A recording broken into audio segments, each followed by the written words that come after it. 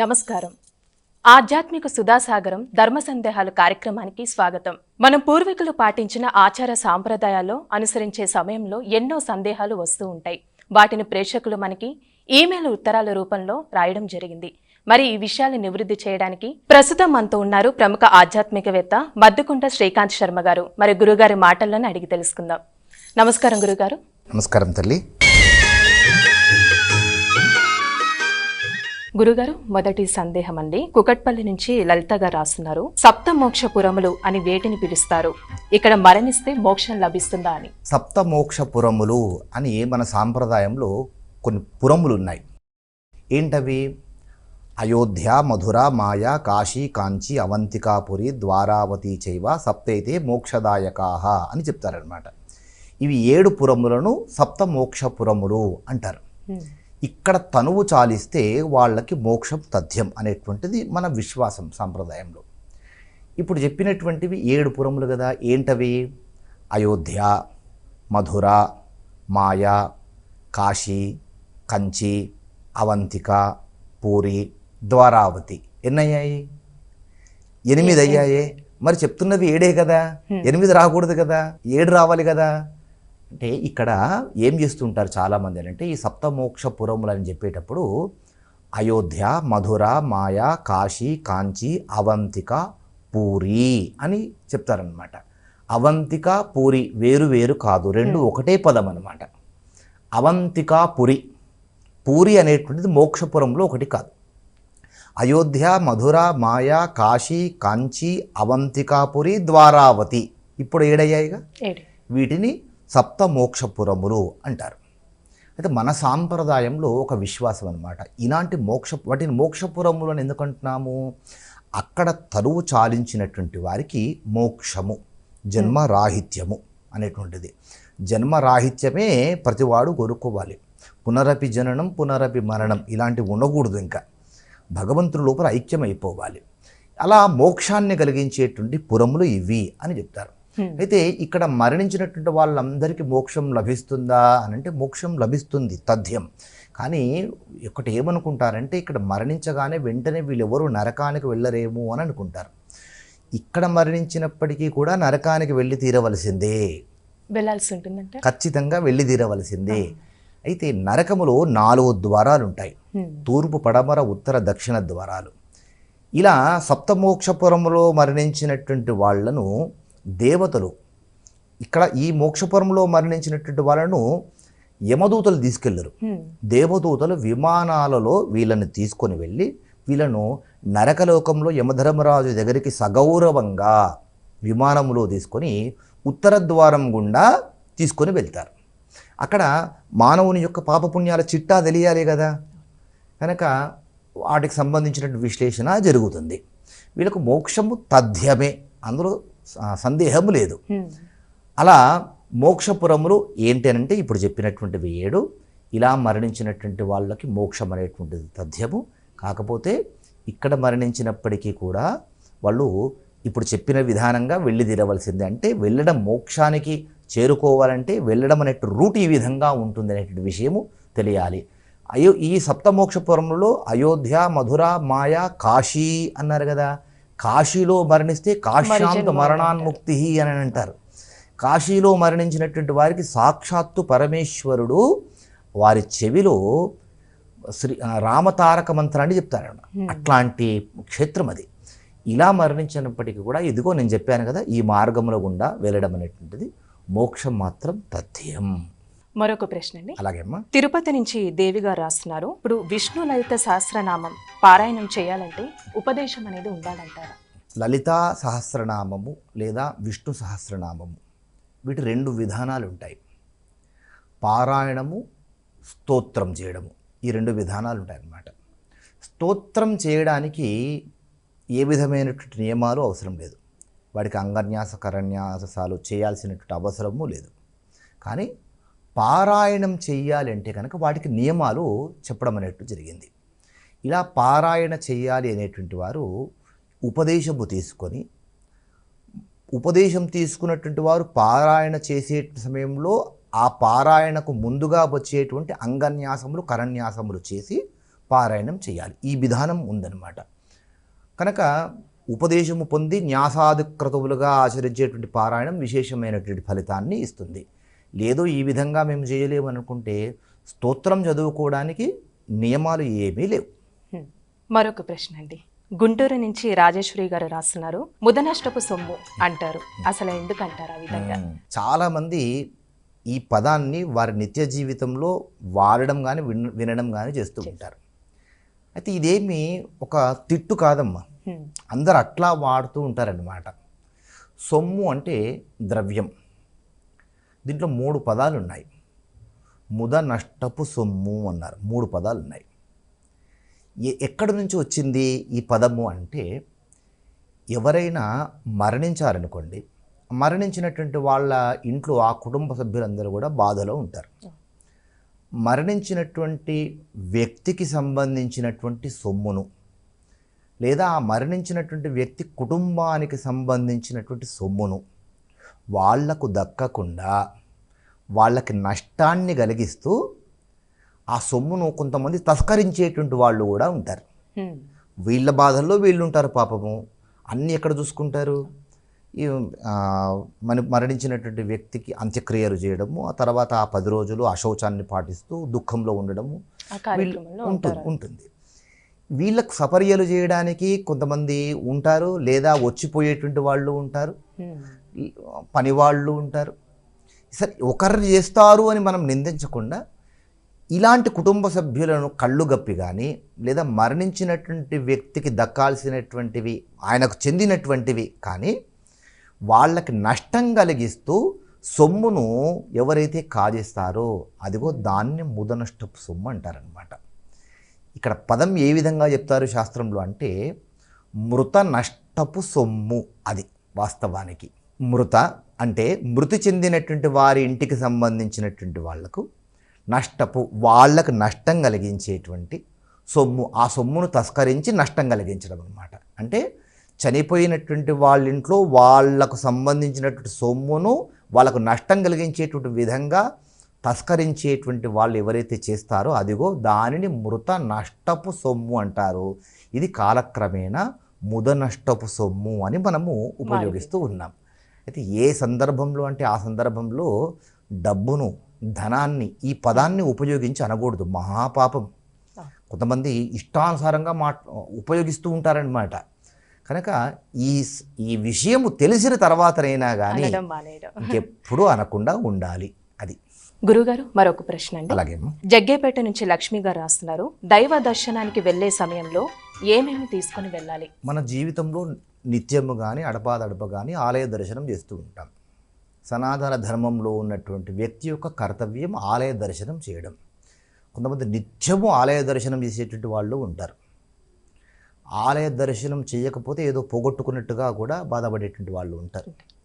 అయితే ఆలయ దర్శనానికి వెళ్ళే సమయంలో ఏమేమి తీసుకుని వెళ్ళాలి అని అంటే, సాక్షాత్తు గీతాచార్యుడే చెప్తాడుగా, పత్రం పుష్పం ఫలం తోయం యోమే భక్త్యా ప్రయచ్చతి తదహం భక్త్యుపహృతం అశ్నామి ప్రయతాత్మనః. ఎవరైతే నా గురించి పత్రము కానీ, పుష్పము కానీ, ఫలము కానీ, నీళ్లు కానీ నాకు సమర్పిస్తారో, భక్తితో సమర్పిస్తారో అలాంటి వారి యందు నేను అనుగ్రహిస్తాను అని అంటాడు. అంటే పత్రము, ఏవైనా పత్రాలు, మారేడు దళాలు కానీ, తులసి దళాలు కానీ, లేదా తమలపాకులు కానీ, పుష్పం, ఏవైనా పుష్పాలు కానీ, ఫలం, కొబ్బరికాయలు కానీ, ఏవైనా పళ్ళు కానీ, ఆ సీజన్గా ఉండేటువంటివి పండ్లు, పత్రం, పుష్పం, ఫలం, తోయం, నీళ్లు కానీ, అభిషేకానికి నీళ్లు కానీ, లేదా ద్రవ పదార్థాలకు సంబంధించినటువంటి చెరుకు రసం లాంటివి కానీ, ఇలాంటివి తీసుకొని వెళ్ళాలి అనేటువంటిది మనకు తెలుస్తూనే ఉందిగా. ఎప్పుడైనా ఆలయ దర్శనానికి వెళ్ళేటప్పుడు ఇదిగో ఇవి తీసుకొని వెళ్ళాలి. చాలామంది ఇలా తీసుకొని వెళ్తూనే ఉంటారు. వీటితో పాటు ఆధునికంగా కొద్దిగా మనము బ్రాడ్ మైండెడ్గా ఆలోచించాలి. నిత్యము ఆలయానికి వెళ్ళలేకుండా అడపాదడపా వెళ్ళేటువంటి వాళ్ళు కొంతమంది ఉంటారు. నిత్యం వెళ్తే కనుక నిత్యం భగవద్ దర్శనం చేసుకుంటాం. ఏదో నెలకొకసారి వెళ్ళేటువంటి వాళ్ళు ఉంటారనుకోండి, నువ్వు నెలకొకసారి వెళ్తున్నావుగా, నెల రోజుల పాటు నీకు దైవ దర్శనం యొక్క అనుగ్రహం నీకు లభించాలని అంటే కొంచెం మనము మార్చుకోవాలి. విధానాన్ని. ఏంటి అంటే మనం అలా ఆలయానికి వెళ్ళేటప్పుడు ఆలయంలో నిత్యము వినియోగించేటువంటి వస్తువులను తీసుకొని వెళ్ళి ఆలయం వారికి ఇచ్చేయాలి. ఏంటవి? మంచి కల్తీ లేనటువంటి సాంబ్రాణి లేదా ధూపం, అగరొత్తులు నిత్యం ఆలయంలో వెలిగిస్తారు. అలాంటి అగరొత్తులు తీసుకొని వెళ్ళి ఆలయ అర్చకునికి ఇచ్చేసి ఇవి నిత్యము దేవతార్చనలో వినియోగించండి అని వాళ్ళకి ఇవ్వడం. కర్పూరం రోజు హారతి ఇస్తారుగా, పచ్చ కర్పూరం అయితే ఇంకా మంచిది. పచ్చకర్పూరంతో హారతి ఇస్తారు, పచ్చకర్పూరంతో అభిషేకంలో వాడతారు, తీర్థంలో వాడతారు. పచ్చకర్పూరం ఇచ్చేసి అయ్యా నిత్యము వినియోగించండి అని ఇచ్చేయచ్చు. లేదు, మంచి నువ్వుల నూనె, కల్తీ లేనటువంటి నువ్వుల నూనె నిత్యం దీపారాధన చేస్తారు. కల్తీ లేనటువంటి ఆవు నెయ్యి దీపారాధనకు వాడవచ్చు, లేదా నైవేద్యాలు చేయడానికి వాడవచ్చు, లేదా హోమాలు చేయడానికి వాడవచ్చు. ఇలాంటివి కర్పూరము కానివ్వండి, ధూపము కానివ్వండి, దీపానికి ఉపయోగించేటువంటి తైలము కానివ్వండి, ఆవు నెయ్యి కానివ్వండి, ఇలాంటివి దేవాలయంకు వెళ్ళినప్పుడు వాళ్ళకి ఇచ్చేస్తే కనుక, అంటే ఒక నెలకు సరిపడా వస్తువులు ఇచ్చేస్తే కనుక అవేం చేస్తారు, నిత్యము దేవాలయంలో ఆరాధన చేసే సమయంలో ఉపయోగిస్తారు. నువ్వు నిత్యం వెళ్ళలేవు గనక కాదా, నువ్వు నిత్యం వెళ్ళలేకపోయినా కానీ నువ్విచ్చినటువంటి వస్తువులు నిత్యం ఉపయోగం అవుతున్నాయి గనక నీకు నిత్యము ఆ భగవంతుని యొక్క దర్శనం చేసుకున్నట్టు ఫలితము లభిస్తుంది. ఈ విధంగా కొంచెం ఆధునికంగా మనం ఆలోచించడము, గీతాచార్యుడు చెప్పినట్టుగా పాటిస్తూ కాస్త ఆధునికంగా కూడా ఆలోచిస్తూ ఇలా చేస్తే కనుక అవి ఆలయంలో వాళ్ళకు అవసరమైనటువంటివి. ధూపము, దీపము, ఆరతి కర్పూరము ఇవన్నీ నిత్యం వాళ్ళకు ఉపయోగపడేటువంటివి. ఎవరో ఒకరు ఇస్తేనే కదా నడుస్తుంది. కనుక అట్లా ఇహము పరము రెండు అవుతాయి అన్నమాట. ఇలా ఆలోచించాలి. మరొక సందేహం అండి గురుగారు, విజయవాడ నుంచి దుర్గా గారు రాస్తున్నారు, గృహప్రవేశంలో కుడికాలు పెట్టి ఎందుకు వెళ్ళాలి అని సందేహం వాళ్ళకి. గృహప్రవేశంలో మాత్రమే కాదమ్మా, మన సనాతన ధర్మంలో, మన సంస్కృతిలో ఏది చేసినా కానీ కుడికాలు ప్రధానంగా ఉపయోగిస్తూ ఉంటాం. కుడి అనంటే శుభానికి సంకేతము అని అర్థం అన్నమాట. అట్లా అంటే ఎడమ అంటే అశుభమా? అశుభం మాత్రం కాదు. ఎందుకు కుడికాలుకు అంత ప్రాధాన్యత ఇచ్చారు? గృహప్రవేశంలో కుడికాలే ఎందుకు పెట్టి వెళ్ళాలి? దీని వెనకాల ఉన్నటువంటి రహస్యం ఏంటి? మానవుని యొక్క శరీరంలో శక్తి ఈ శరీరంలో రెండు వైపులా ఉంటుంది, కుడివైపున ఎడమ వైపున. ఎక్కువ శక్తి ఎక్కడ ఉంటుంది? కుడివైపున ఉంటుంది ఎక్కువ శక్తి. ఇప్పుడు మీరు కుడి చేత్తో బలం ఎంత బలం ఉపయోగిస్తారో ఎడమ చేత్తో అంత బలాన్ని ఉపయోగించలేరు. కుడి కాలును ఎంత బలంగా మీరు వినియోగించగలుగుతారో ఎడమ కాలను అంత బలంగా వినియోగించలేరు. అంటే శక్తి ఎక్కడుంది? ఇక్కడ కుడివైపున ఉంది కనుక, కుడివైపున అధికమైనటువంటి శక్తి ఉంది కనుక కుడికి ప్రాధాన్యత ఇవ్వడం అనేటువంటిది జరిగింది. ఆ కోణంలో నుంచి మనం ఏది వినియోగించినా, ఏది ఆచరించినా కానీ కుడికాలుతో ప్రవేశం చేయడము, గృహప్రవేశంలో కుడికాలు పెట్టి వెళ్ళడము, కుడి చేత్తో ఏదైనా తీసుకోవడం, కుడి చేత్తో ఇవ్వడం అనేటువంటిది చేస్తూ ఉన్నాం. ఇలా గృహప్రవేశంలో కుడికాలు ఎందుకు పెడతాము అని అంటే, ఇదిగో శక్తి కుడివైపున అధికంగా ఉంటుంది కనుక కుడిని ఉపయోగిస్తాం. ఇక్కడ ఇంకొక చిన్న రహస్యం ఉంది, దాన్ని కూడా తెలుసుకోవాలి. అయితే ఈ శక్తి అనేటువంటిది శరీరంలో కుడివైపున ఉందని చెప్పుకుంటున్నాం కదా, అంటే పుట్టినటువంటి 100 మందిలో 100 మందికి శక్తి కుడివైపునే ఉంటుందా? ఉండదండి. కొంతమందికి ఎడమ వైపున కూడా ఉంటుందిగా. వాళ్ళని లెఫ్ట్ హ్యాండర్స్ అంటారు, ఎడమ చేత్తో రాస్తారు. వాళ్ళ బలం అంతా ఎక్కడ ఉంటుంది? ఎడమ వైపే ఉంటుంది. క్రికెట్ ఆడేటువంటి వాళ్ళు లెఫ్ట్ హ్యాండ్ బ్యాటింగ్ చేస్తూ ఉంటారు, ఎడమ చేత్తోనే బలంగా విసురుతారు. అది వాళ్ళని కుడి చేత్తో విసరమని చూద్దాం, విసరలేరు. ఎందుకు? వాళ్ళ శక్తి ఎడమ వైపునే ఉంది. ఇప్పుడు ఇలాంటి వాళ్ళు ఎక్కడైనా కానీ ఎడమ కాలును ఉపయోగించడం అనేటువంటిది తప్పు కాదు, ఇది గ్రహించాలి. మనం ఏం చేస్తామంటే మన సాంప్రదాయంలో కుడికాలు పెట్టి ప్రవేశం చేయడము, కుడి చేత్తో ఏదైనా చేయడమే శుభంగా భావిస్తూ ఉంటాం. అలాంటి ఎడమ వైపున శక్తి కలిగినటువంటి వాళ్ళు లెఫ్ట్ హ్యాండర్స్, ఆ శక్తి ఎడమ వైపున కలిగినటువంటి వాళ్ళు, వాళ్ళని కూడా మీరు కుడికాలే పెట్టండి అనడము అజ్ఞానం అవుతుంది. వాళ్ళని వాళ్ళ శక్తి ఏదో దాన్నే ఉపయోగించమని చెప్పాలి. ఈ చిన్న డిఫరెన్స్ ఇక్కడ ఉంటుంది. దీన్ని స్వాగతించారు అందరూ కూడా. వాళ్ళు కూడా కుడికాలే పెట్టాలండి అంటే అది అజ్ఞానం అవుతుంది. ఇంకొక చాలా చమత్కారమైనటువంటి విషయం ఏంటంటే, ఇప్పుడు మన భారతదేశంలో కారు కొన్నారనుకోండి, పూజ చేసిన తర్వాత కారుని నడుపుమంటారు. అప్పుడు ఏ కాలు పెడతాం? కుడికాలే. ఎడమ కాలే పెట్టాలి. ఎందుకంటే మనకు భారతదేశంలో రైట్ హ్యాండ్ డ్రైవింగ్, ఓకే. మనం కారులోకి ప్రవేశించాలని అంటే ఎడమకాలు పెడితేనే లోపలికి వెళ్ళగలుగుతాం. అక్కడ నువ్వు కుడికాలు పెట్టి నేను వెళ్తానని అంటే నువ్వు వెళ్ళలేవు. ఎక్కడ ఏది యోగ్యమో అక్కడ ఆ విధంగా ప్రవర్తించాలి. శక్తి ఎక్కడ ఎవరికి ఏ విధంగా ఉందో దాన్ని ఆ విధంగా అన్వయం చేసుకోవాలి, అట్లా ఉపయోగించాలి. అది విజ్ఞుల యొక్క లక్షణం. మరొక ప్రశ్న అండి, కుకట్పల్లి నుంచి లలిత గారు రాస్తున్నారు, అన్యాయంగా సంపాదించిన ధనంతో దాన ధర్మాలు చేస్తే ఫలితం ఉంటుందా అని. అన్యాయోపార్జితం విత్తం దశవర్షేణ తిష్టతి ప్రాప్తే చ ఏకాదశే వర్షే సమూలంచ వినశ్యతి. ధర్మశాస్త్రం హెచ్చరిస్తోంది. ఎప్పుడూ కూడా మన ధర్మం ఏం చేస్తుందనంటే డబ్బును సంపాదించమని చెప్తుంది, ధనాన్ని సంపాదించమంటుంది. సంపాదించకూడదు అని ధర్మశాస్త్రం చెప్పడం లేదు. విత్తేన సర్వే వశాహ, డబ్బు ఉంటేనే అందరూ వశమవుతారని చెప్తుంది శాస్త్రం. అంటే డబ్బు అవసరం, ఆ డబ్బు ఉన్నటువంటి వాళ్ళను అందరూ వశమవుతారు కనుక విత్తేన సర్వే వశాహ అన్నారు కదా. కానీ అక్కడ విత్తము సంపాదించేటువంటి విషయంలో ఏమన్నారు తెలుసా?